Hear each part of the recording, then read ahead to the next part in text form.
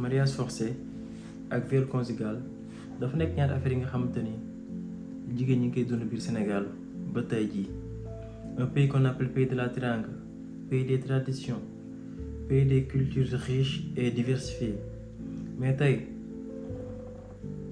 on va parler d'une réalité qui brise des vies, qui étouffe des cris dans le silence de nos foyers. Mooy le mariage forcé et le viol conjugal. dafa nekk ñaari mooy 10 mooy nga xamante ni dañ koy préférer sax di ko ignorer dans nos sociétés mais tey on ne va pas les ignorer, on va en parler. Imaginez leen xale bu jigéen ba am 13 ans 14 ans amaan na sax yeggagul foofu xale bu jigéen bi elle joue encore à la corde avec ses amis, elle rêve d'aller à l'école, elle se demande ce qu'elle voudra devenir plus tard. Mais bi tey jot rek on lui annonce que tout ça c'est fini, dañ lay maye. Pas de question, pas de choix, pas de consentement, parce que c'est comme ça. Loolu mooy seen aada, parce que les adultes ont décidé pour elle. C'est injuste et c'est dommage. Je vous laisse écouter ce témoignage. Mariage forcé moom expérience bi ma ci am vraiment c'est mooy li ma doon expliquer rek je sais pas, c'est très douloureux. Nit mënu la expliquer su dul la personne bi nga xam ne moom moo nekk di ko dund moom rek moo la ko mën a wax. Et man moom pour ma part moom j'ai souffert parce que son propre père m'abusait de moi. Et après son fils. C'est le quotidien de trop de filles, de trop de femmes. Un mariage qui n'est pas choisi, une nuit qui n'est pas consentie, un corps qui n'appartient plus à soi. Et on appelle ça le mariage. Mais en réalité, si vous rentrez de grec, c'est un vol, un viol, un crime.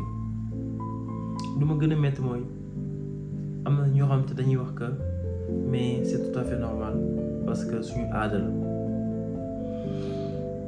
Mais depuis quand une culture doit détruire des vies? Depuis quand une tradition justifie la souffrance? D'autres diront que il est marié, c'est normal. Mais non, je suis pas d'accord. Ce n'est pas du tout normal. Le mariage sans consentement, c'est un mariage imposé. Un acte sexuel sans consentement, c'est un viol. C'est tout. Du affaire de tradition, du affaire de religion. C'est une affaire d'humanité. C'est une affaire de justice, de droit, de respect. Tey au Sénégal, am na ay lois yu bari, mais ils sont trop souvent ignorés.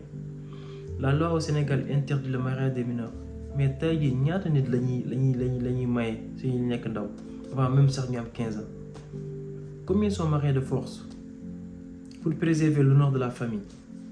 Trop, beaucoup trop. Et derrière chaque chiffre, il y a un visage, une vie volée, une âme brisée. Les conséquences de ces mariages imposés sont dévastatrices.